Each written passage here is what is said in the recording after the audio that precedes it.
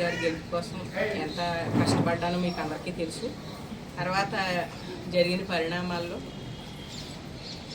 ఆయన మా మీద కొన్ని లేనిపోని ఆరోపణలు చేసి మమ్మల్ని పూర్తిగా అన్ని అధికారిక కార్యక్రమాలకి అన్నిటికీ కూడా దూరం పెట్టడం జరిగింది. దేనికి అలా చేశారంటే ఏదో నేను నలుగురు అర్హత లేని కుర్రవాళ్ళని వెనక వేసుకుని తిరుగుతున్నాను, మీకు రాజకీయం చేయడం రాదు అని చెప్పి పక్కన పెట్టడం జరిగింది.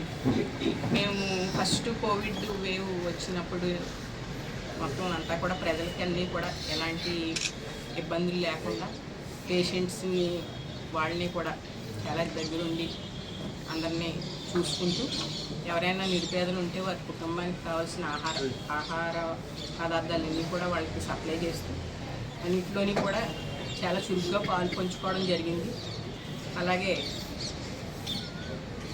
రెండో వేవ్ వచ్చేటప్పటికి మొత్తం ఇక్కడ వేరే నాయకత్వాన్ని ప్రోత్సహించి మమ్మల్ని చాలా దుర్మార్గంగా చిత్రీకరిస్తూ అన్ని విధాలుగా కూడా ప్రతి చోట ఏ డిపార్ట్మెంట్కి వెళ్ళినా సరే మేము వస్తే పనులు చేయొద్దని చెప్తూ నా వెనక ఎవరైతే కార్యకర్తలు ఉన్నారో వాళ్ళందరినీ కూడా అన్ని రకాలుగాను ఇబ్బందులకు గురి చేస్తూ వాళ్ళకి వచ్చిన ఇళ్ల స్థలాలను తీసేస్తూ వాళ్ళకి ఏదైనా ఒక సివిల్ సప్లైస్ వ్యాన్కి అప్లై చేసుకుంటే ఆ వ్యాన్కి అర్హత ఉన్నప్పటికీ కూడా వాళ్ళని తప్పించి వేరే నాయకత్వం ఎవరైతే పోలేపల్లి ప్రసాద్ అనే వ్యక్తిని ప్రోత్సహించారో అతను ఎలా చెప్తే అలా నడుచుకోవడం జరిగింది.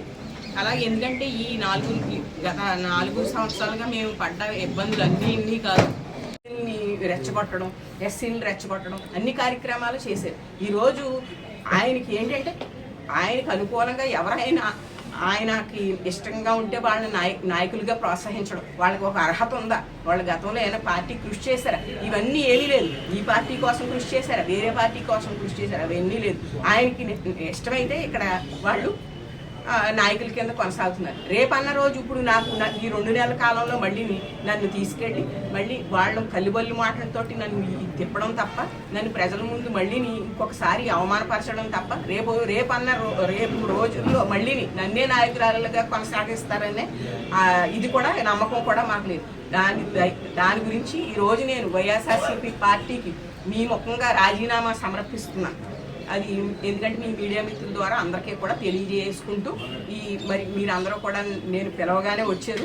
అలాగే మా భవిష్యత్తు కార్యాచరణ కూడా మీకు మీడియా ద్వారానే తెలియజేసుకుంటున్నాం. ఎందుకంటే మాకు తెలుగుదేశం పార్టీ అంటే ఇక్కడ ఎప్పుడూ కూడా వేల్పూరులో వర్గ పోరాటం, 2 వర్గాల మధ్యన పోరాటం, ఆర్మిల్లి వారి వర్గం, మున్సిపల్ గారి వర్గం అని చెప్పేసి ఆ వర్గ పోరాటాలని కూడా పక్కన పెట్టి రాధాకృష్ణ గారు వారి సోదరులు వచ్చి నన్ను వారికి మద్దతు ఇవ్వమని అడిగారు. నేను ఎందుకంటే ఇప్పుడు మాకు వర్గ విభేదాలు అలాగే ఉన్నాయి, ఈ రోజుకి అలాగే ఉన్నాయి. మేము ఆ వర్గానికి కాదు, ఎన్డీఏ కూటమి ఒక అభ్యర్థిని ఇక్కడ సీట్ ఇచ్చారు. ఆ కూటమి అభ్యర్థిగా ఉమ్మడి అభ్యర్థిగా ఆర్మిల్లి రాధాకృష్ణ గారికి ఇచ్చారు.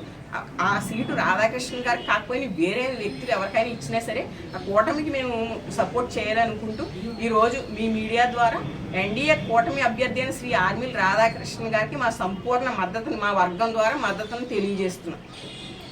ఇంతటితో ఈ మీడియా సమావేశాన్ని ముగిస్తూ మరి మీరందరూ కూడా సీతారాం గారిని కానివ్వండి, ఎస్ఎస్ రెడ్డి గారిని కానివ్వండి, అలాగే రాధయ్య గారిని కానివ్వండి, ఎవరినైనా సరే అలా మట్టా వెంకటని అవనివ్వండి, ప్రతి ఒక్కరిని కూడా ఆయన ఇలాగే దూరం చేసుకోవడం జరిగింది. మేము అన్నిటికీ కూడా సహించాము.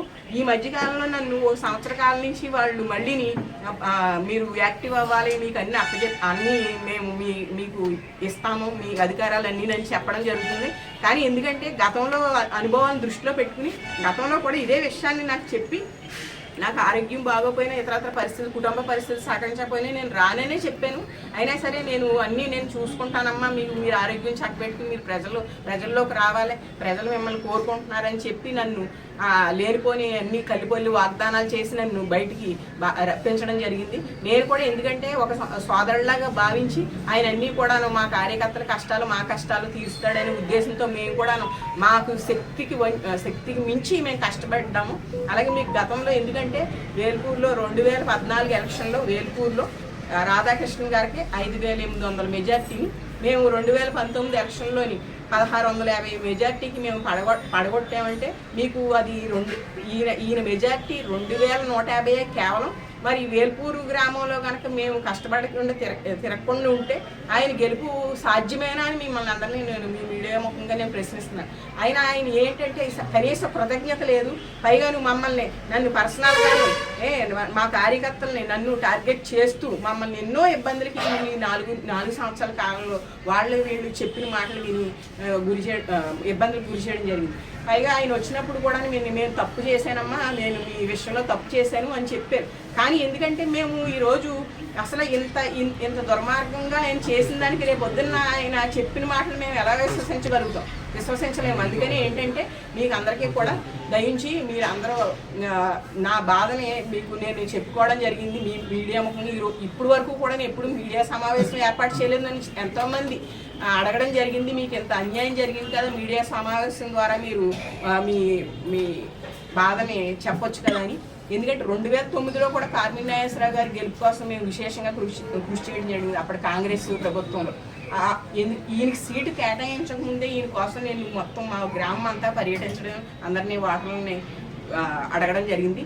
అలాగే 2019 ఎలక్షన్లో కూడా ఈయనకి సీటు ఇవ్వడానికి ముందే, డిక్లేర్ చేయడానికి ముందే నేను ఒకసారి ఊరంతా కూడా గ్రామం అంతా కూడా చుట్టబెట్టి మొత్తం అందరినీ కూడా ప్రతి ఇండిపెండెంట్ ఓటర్ని ఓట్లు అర్జించడం జరిగింది. కానీ ఆ నమ్మకాన్ని వమ్ము చేసి మమ్మల్ని ఎన్ని ఇబ్బందులకు గురి చేయాలి, అన్ని ఇబ్బందులకి గురి చేశారు. అందుకే ఏంటంటే ఈయన చేసిన పనులు, అవినీతి పనులు ప్రతి ఒక్కళ్ళు కూడా ఈరోజు ప్రతి ఒక్క నియోజకవర్గంలో ఆ వర్గం ఈ వర్గం, ఆ కులం ఈ కులం అని లేకుండా అందరూ బాధపడుతున్నారు. ఈ చేసిన భరిస్తూనే వచ్చారు. పైగా ఆయన ఏంటంటే నన్ను ఎందుకు పక్కనెట్టారని నేను ఆలోచించుకుంటే నాకు తెలిసింది ఏంటంటే ఆయన చేసే ప్రతి అవినీతి కార్యక్రమాన్ని నేను వ్యతిరేకించడం జరిగింది. ఎందుకంటే నేను ఈరోజు చెప్పడానికి నేనేమి వెనకాడడం లేదు. టీడీఆర్ బాండ్లు స్కామ్స్ అవనివ్వండి, ఇళ్ల స్థలాల్లో డబ్బులు దోచుకోవడం అవనివ్వండి, అలా ప్రతి విషయంలో ఎందుకంటే ప్రజల్ని పీడిస్తూ ప్రజల్ని ప్రతి వర్గం ఈరోజు ఎందుకంటే అభివృద్ధి సంక్షేమం రెండు ఏ ప్రభుత్వానికైనా రెండు ముఖ్యమే. మనం సంక్షేమ కార్యక్రమాలు అందిస్తూనే అభివృద్ధి కూడా మనం ముందుకు తీసుకువెళ్ళాలి. ఈ 5 సంవత్సరాల కాలంలో కూడా అభివృద్ధి అనేది కుంటుపడిపోయింది.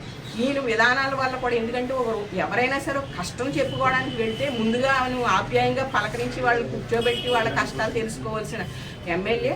ఎందుకంటే ఆయన ఇప్పుడు ఈ నియోజకవర్గానికి ప్రథమ పౌరుడు కాబట్టి ఎవరైనా కష్టం చెప్పుకోవడానికి వెళ్తే సానుకూలంగా స్పందించడమో, లేకపోతే ఆయన వల్ల అయితే చేయడమో, లేకపోతే దానికి కన్సర్న్ డిపార్ట్మెంట్కి పంపించి చేయించడమో చెయ్యాలి. కానీ వాళ్ళందరినీ దుర్భాషలాడడం, వాళ్ళని బాధ పెట్టడం, అలాగే ప్రతి దాని కోవిడ్ టైంలో కూడా ఆయన ప్రతి షాప్ వాళ్ళని కూడా చాలా ఇబ్బందులకు గురి చేశారని మొత్తం ప్రజలందరూ గ్రహించారు.